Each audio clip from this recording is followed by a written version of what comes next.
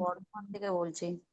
বলেন আমাদের প্রশ্ন। এই কোরআন পড়তে জানে কেউ কেউ, দিয়ে আবার বইগুলোকে রেখে দেয়।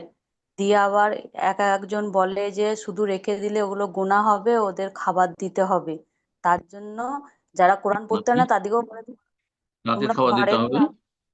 কোরআনকে খাবার দিতে হবে, মানে কোরআনটা পড়া হচ্ছে না, শুধুই বইটা হ্যাঁ। রেখে দেওয়া।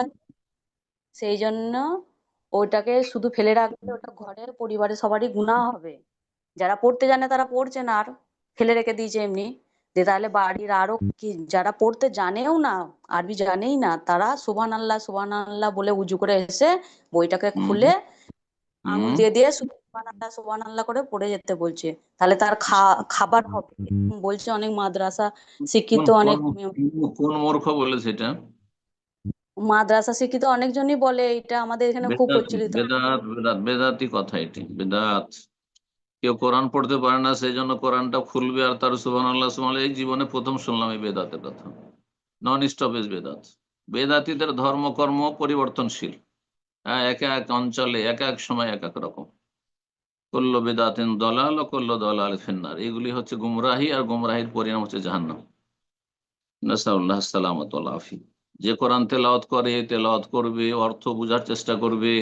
আর যে কোরআন তেলাওয়াত করতে পারে না, যে পারে তার কাছ থেকে শিখবে। জি। কিন্তু কোরআন পড়তে পারেন না সেই জন্য বাড়ির প্রত্যেক সদস্যকে কোরআনটা খুলে একটু ওর হালকা খাওয়াইতে হবে, নাউজুবিল্লাহ। এটা বেদাতি কথাবার্তা, বেদাতি কথাবার্তা। আর কোরআন শুধু আরবিতে পড়ে পড়ে যথেষ্ট হবে নাকি যে খতম করতে থাকবে? এটা তো সুফিদের কাজ। শুধু আরবিতে পড়া যথেষ্ট নয়, কোরআন আরবিতে পড়বেন, ওতেও নেকি রয়েছে, কিন্তু তার চাইতে অনেক বেশি নেকি রয়েছে কোরআনের অর্থ বুঝে তারপরে সে অনুযায়ী আমল করায়। আল্লাহ কোরআন শুধু তেলাওয়াতের জন্য নাজেল করেননি, আবৃত্তির জন্য কোরআন নাজেল করেছেন, জ্ঞান অর্জন করে আমল করার জন্য, বাস্তবায়নের জন্য, কোরআনই জীবন গড়ার জন্য। আল্লাহ বুঝার তৌফিক দান মুসলিম জাতিকে।